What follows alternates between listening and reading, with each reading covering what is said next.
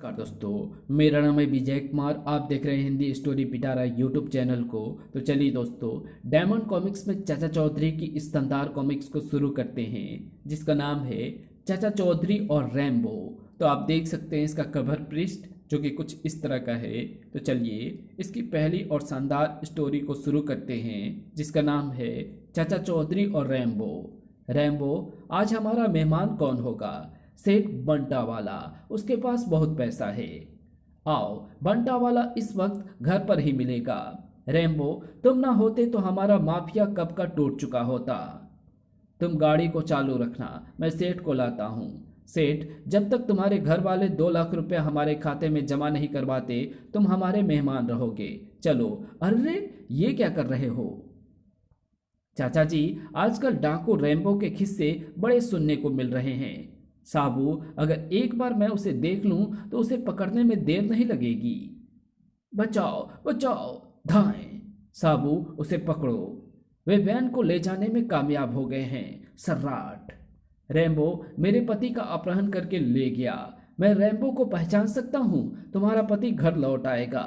चाचा जी, हमें क्या पता कि डाकू उसके पति को कहाँ ले गया है।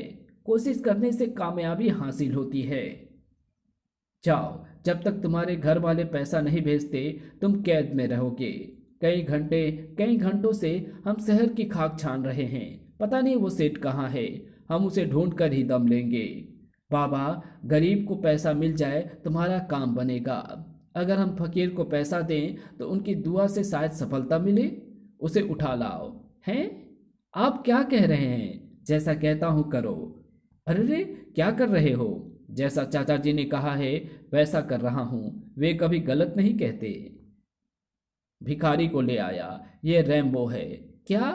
मैंने इसे इसकी दाहिनी कानी आंख से पहचाना। कानी आंख छिपाने के लिए इसने अपने चश्मे का दाहिना शीशा काला कर रखा था, वरना कोई ऐसा चश्मा पहनता है। इसके सिर के बाल नकली थे। भिखारी का भेष बनाकर ये मालदार लोगों की टोह में रहता था और फिर उनका अपहरण कर लेता था। रैम्बो, अपना लिबास पहनो। चाचा चौधरी का दिमाग कंप्यूटर से तेज चलता है।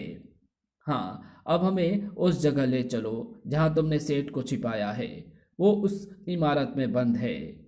अंदर जाइए, वो आपको मिल जाएगा। कैसे हो? हम तुम्हें आजाद कराने आए हैं।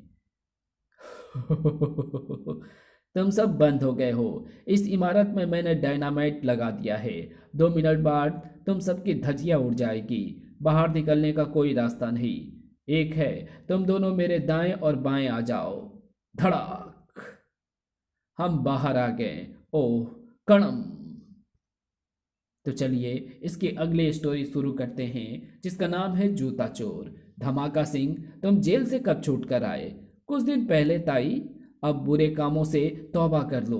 ताई, अब मैं सुधर गया हूँ। खाने का क्या प्रबंध है? सब ऊपर वाला देता है। रोज मंदिर जाता हूँ, बस वहीं से जो मिल जाता है उससे गुजारा होता है। अच्छा, पूजा का टाइम हो गया है, चलता हूँ। इस उचक्के की काया पलट हो गई। इसे कहते हैं भगवान का चमत्कार। वो पूजा के लिए जा रहा है, मुझे भी उसके पीछे हो लेना चाहिए। मंदिर में आकर मन को शांति मिलती है। अंदर जाने से पहले जूते बाहर उतार दूं। भगवान तेरी सुने या ना सुने, मगर उसने मेरी सुन ली। ये जूते बेचकर अच्छे दाम वसूल हो जाएंगे। इससे पहले कि वो भक्त पूजा करके निकले, मुझे चंपत हो जाना चाहिए। थोड़ी देर बाद, मेरे जूते। पुजारी जी, मैं जब पूजा करने अंदर गया तो पीछे से मेरे जूते गायब हो गए। ये अनर्थ है। चाचा चौधरी, घोर कलयुग आ गया है। मंदिर जैसे पवित्र जगह से हर रोज कोई जूते चुरा कर ले जाता है। कल से यह नहीं होगा पुजारी जी। दूसरे दिन, साबू, जाओ मंदिर से प्रसाद ले आओ। जाता हूँ चाचा जी। भगवान की जय। इस बार बड़े जूते हाथ लगे हैं, ज्यादा दाम मिलेंगे। चाचा चौधरी, तुमने कहा था कि कल से ये नहीं होगा, मगर साबू के ही जूते चोरी हो गए। पुरोहित जी, मैं खुद चाहता था कि साबू के जूते चोरी हो, तभी चोर पकड़ा जाएगा। चाचा चौधरी का दिमाग कंप्यूटर से तेज चलता है। जिसने मेरे बूट चुराए हैं, मैं उसकी गर्दन तोड़ दूंगा। कहो धमाके, ये जूते किसके उठाए लिए जा रहे हो? इंस्पेक्टर साहब, ये मेरे हैं। अगर ये तुम्हारे हैं तो जरा पहन कर दिखाओ। वाह, जूते तुम्हारे पाँव में खूब फिट आए हैं। वो रहा जूता चोर, इसे मेरे हवाले करो, इसकी मरम्मत करनी है। इसे कुछ दिन हमारा मेहमान रहने दो, हम नहीं सुधरेंगे। तो चलिए इसकी अगली स्टोरी को शुरू करते हैं, जिसका नाम है मरीज और डॉक्टर।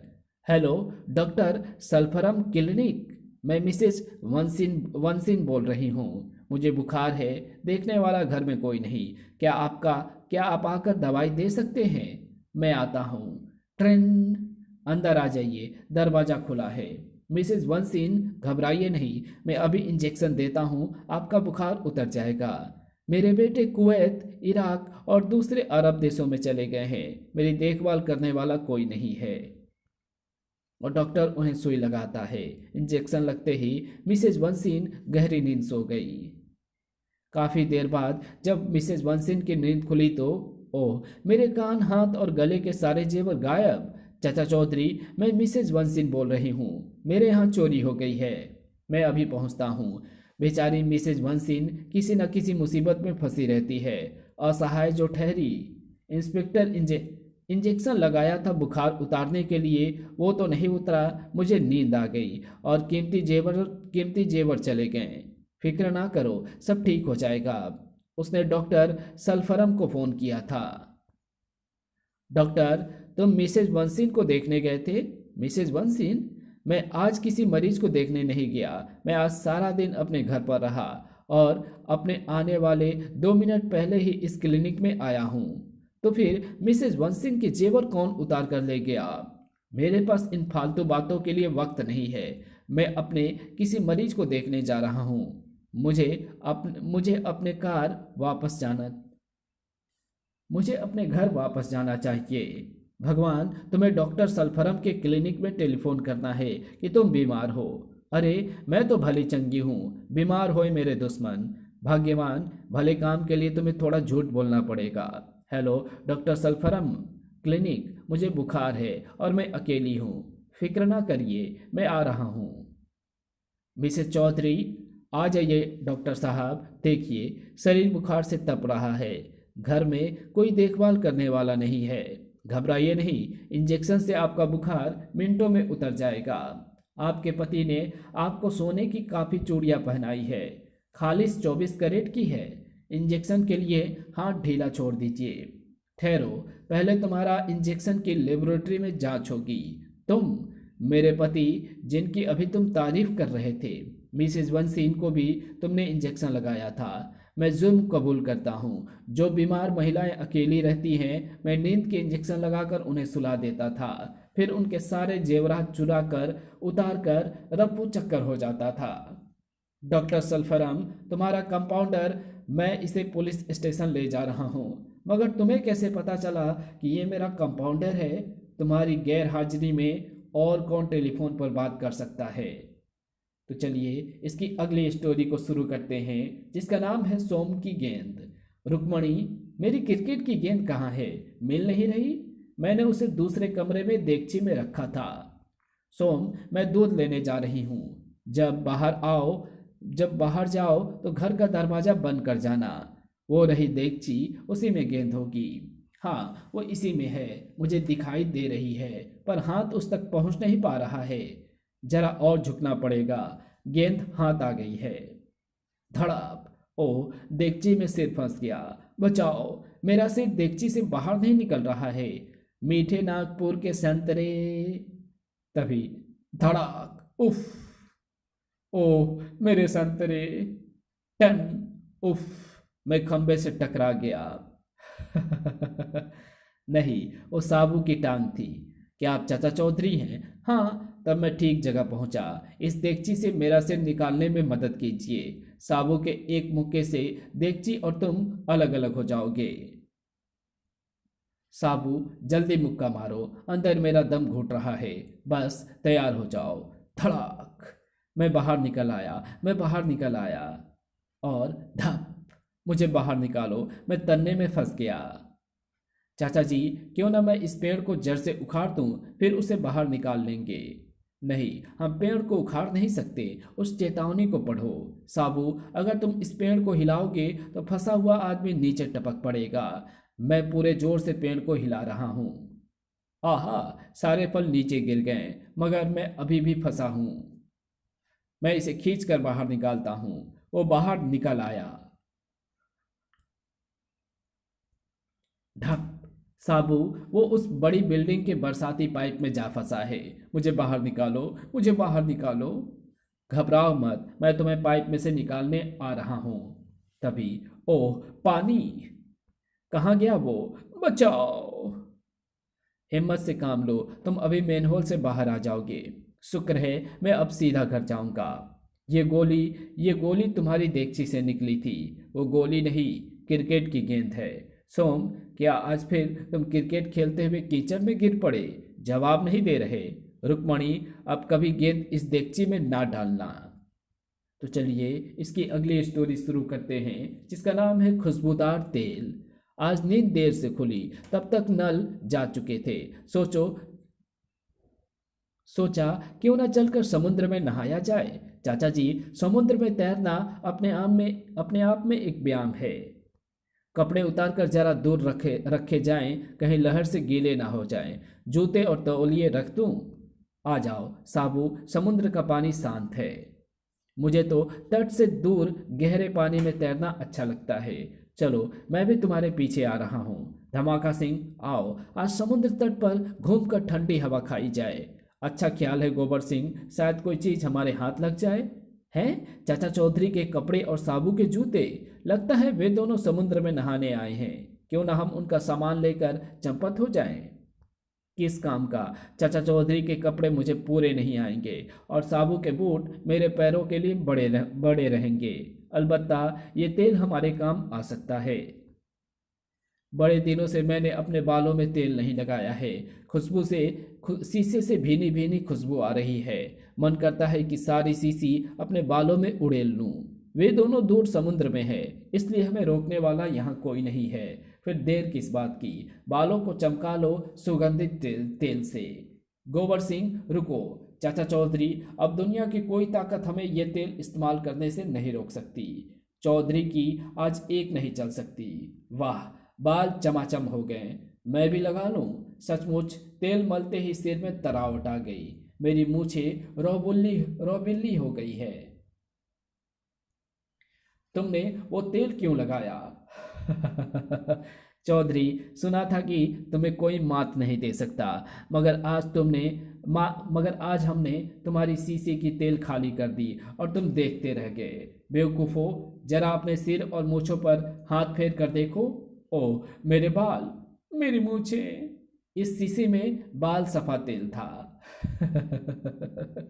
तो चलिए इसकी अगली स्टोरी शुरू करते हैं, जिसका नाम है किताब। चाचा जी, मेरी मदद करो, मेरी बैलगाड़ी वहां दलदल में फंस गई है। चिंता ना करो चिंतामणि, साबू तुम्हारी गाड़ी को बाहर निकाल देगा। साबू गया। मैं अंदर जाकर इस किताब का अध्ययन करूं, और चाचा चौधरी किताब पढ़ने में व्यस्त हो जाता है। चाचा जी नमस्ते। कहो घोनी, जेल से कब छूटे?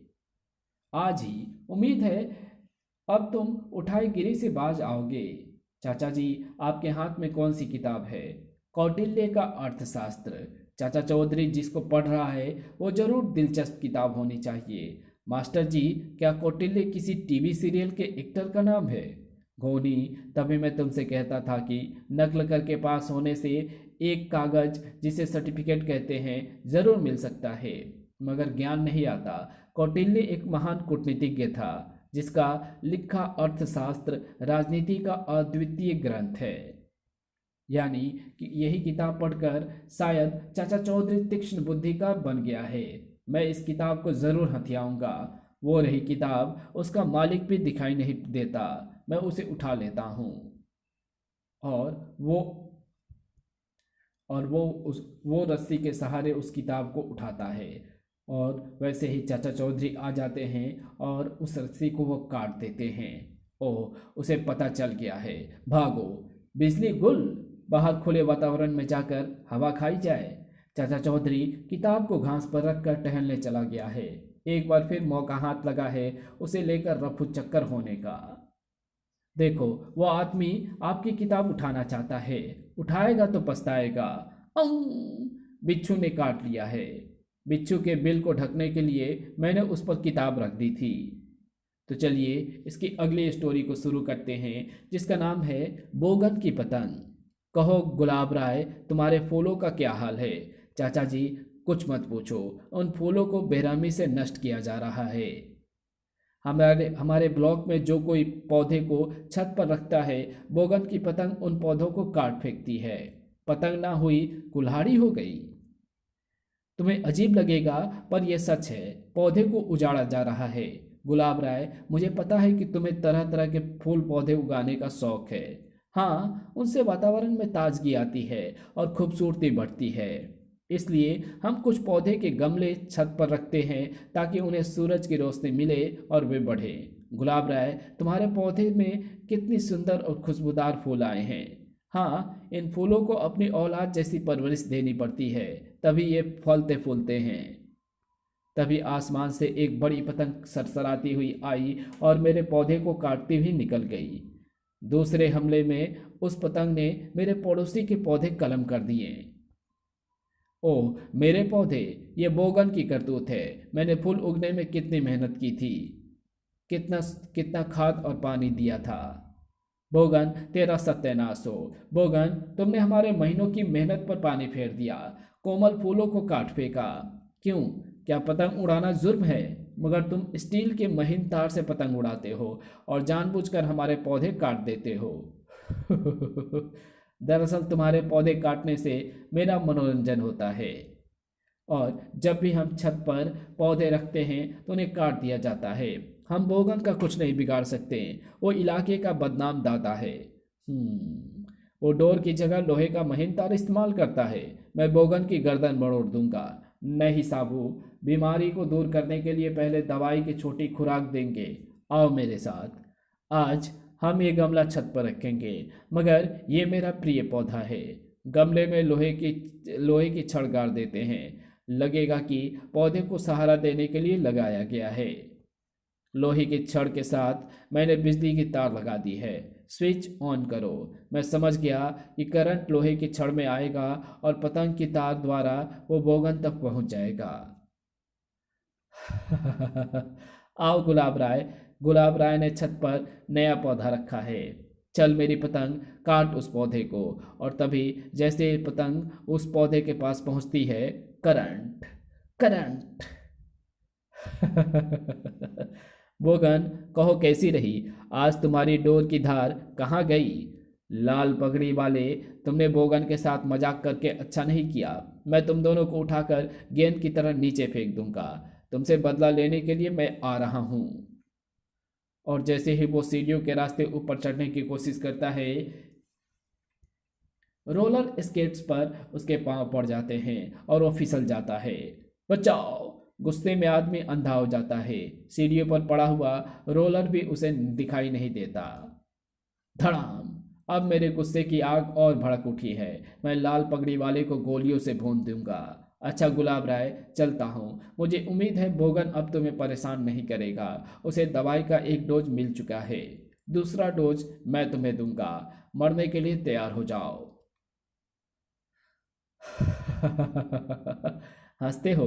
बोगन, मौत को देखकर मैं कैसे हंस सकता हूं? तो फिर कौन बदतमीज हंसा? पीछे देखो। तुम डोज देने की बात कर रहे थे। बाप रे, वे बड़े हाथ मुझे पकड़ने आ रहे हैं। लगता है अब कभी वो इस इलाके में पतंग उड़ाने नहीं आएगा। भागो साबू, आओ चले। तुम्हारी चाची खाने पर हमारा इंतजार कर रही होगी। तो चलिए इसकी अगली स्टोरी शुरू करते हैं, जिसका नाम है फूल और मजनू। आहा, कितना खूबसूरत और खुशबूदार फूल उगा है। अरे भाग्यवान, उसे मत तोड़ना। क्यों? क्या मैं उसे तोड़कर अपने बालों में नहीं लगा सकती? मैं तुम्हारी पत्नी हूँ। मेरे यहाँ फूल तोड़ना सख्त मना है, फिर चाहे वो मेरी पत्नी ही क्यों ना हो। समझी? मेरे बाप ने मुझे किसी खपती खपती के पल्ले बांध दिया है। साड़ी और जेवर तो लाकर देता नहीं, मुफ्त का फूल भी बालों में लगाने नहीं देता।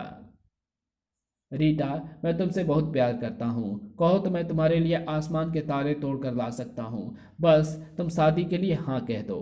मजनू, तारे बहुत दूर हैं। अगर तुम मुझसे शादी करना चाहते हो तो छत पर रखा हुआ वो फूल ला दो। बस रीटा, मैं पूरा बगीचा लाकर तुम्हारे आगे डाल सकता हूँ। बगीचा नहीं, मुझे चाहिए सिर्फ छत पर रखा वो फूल। ये कौन सा मुश्किल काम है? उसे लाकर मैं अभी तुम्हारे बालों में लगा देता हूँ। हैं? ऊपर कैसे जाऊं? सीढ़ियों पर तो वो पहलवान बैठा है। फूल तोड़ना उतना आसान नहीं जितना मैं समझता था।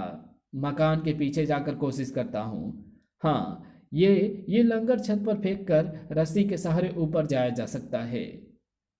और लंगर छत पर फेंक देता है और वो लंगर छत पर अटक जाता है और उसी के सहारे वो छत पर पहुंचने लगता है। छत तक तो पहुंच गया। ये फूल अब मेरी है। इससे पहले कि कोई देख ले, मुझे जल्दी नीचे उतरना चाहिए। मेरा फूल? कट! बचाओ! चोरी करते हो? मेरी गर्लफ्रेंड ने शर्त रखी थी कि अगर मैं उसे वो फूल ला कर दूंगा तभी वो मुझसे शादी करेगी। अगर ऐसी बात है तो जाओ, माफ किया। तो चलिए इसकी अगली स्टोरी शुरू करते हैं, जिसका नाम है गूंगा का षड्यंत्र। क्या बाहर जा रहे हो? हाँ भाग्यवान, ये जेवरात हैं, इन्हें टकसाल बैंक के सेफ वॉलेट में जमा कराऊं। मगर मैंने तुम्हारे लिए चाय बनाई है। वक्त नहीं है, बैंक के बंद होने से पहले मुझे वहां पहुंचना है। इसलिए पहले ये कीमती जेवरात जमा कराऊं, चाय लौट कर पीऊंगा। इसे लूटने का अच्छा मौका है। गूंगा के पास जाऊं, ये खबर सुनकर वो खुश हो जाएगा। गूंगा, चाचा चौधरी हजारों के जेवरात लेकर टकसाल बैंक में जमा कराने जा रहा है। पोपी, उन्हें हम रास्ते में ही जमा कर लेंगे। आओ। टकसाल बैंक जाने के लिए चाचा चौधरी को इस पुल पर से होकर जाना होगा। हम उसे पुल पर गोलियों से भूनकर सारे जेवर छीन लेंगे। उसकी लाश पानी में बह जाएगी, लेकिन अगर उसने हमें दूर से देख लिया तो वो वापस भाग जाएगा। इसलिए हमें इस पुल के नीचे छिप जाना चाहिए। यहाँ ठीक रहेगा। अच्छा, मैं चलता हूँ। जब तक तुम लौटेगे नहीं, मैं चाय लेकर यहीं खड़ी रहूंगी। पता नहीं क्यों मुझे किसी दुर्घटना होने की आशंका हो रही है। पोपी, जाकर देखो वो कबूतर आ रहा है या नहीं। हाँ, वो पुल के करीब आ गया है। चाचा चौधरी, आप किधर? साबू, टकसाल बैंक के सेफ वॉलेट में जेवरात जमा कराने जा रहा हूँ। तुम्हारी चाची चाय बनाकर खड़ी थी, लेकिन मैंने सोचा कि अगर वो पीने बैठ गया तो बैंक बंद हो जाएगा। आप घर जाकर चाय पियो, जेवर बैंक में मैं जमा कराता हूँ। ज्वाइंट सेफ वॉल्ट लेने का फायदा हुआ। टप टप, पुल पर किसी के पैरों की आवाज आ रही है। निकलकर गोलियों से भून दो। और तभी वो पुल टूट जाती है। कड़ाक! पानी के अंदर कुछ छटपटा रहा है। शायद मछलियां मेरे नीचे दब गई है। निकालूं? अच्छा, तो तुम थे। हमें बख्श दो। शुक्र है नदी ज्यादा गहरी नहीं थी। जाकर बैंक में ये जमा कराऊं। भाग्यवान, आओ चाय पिए। इसी के साथ चाचा चौधरी की ये शानदार कॉमिक्स और स्टोरी यहीं समाप्त होती है। तो आपको ये वीडियो कैसी लगी? अगर आपको ये वीडियो पसंद आई हो तो इस वीडियो को लाइक शेयर कमेंट ज़रूर कर देना। चैनल पर नए हो तो चैनल को सब्सक्राइब कर ऑल नोटिफिकेशन को सिलेक्ट ज़रूर कर देना। Thanks for watching my videos.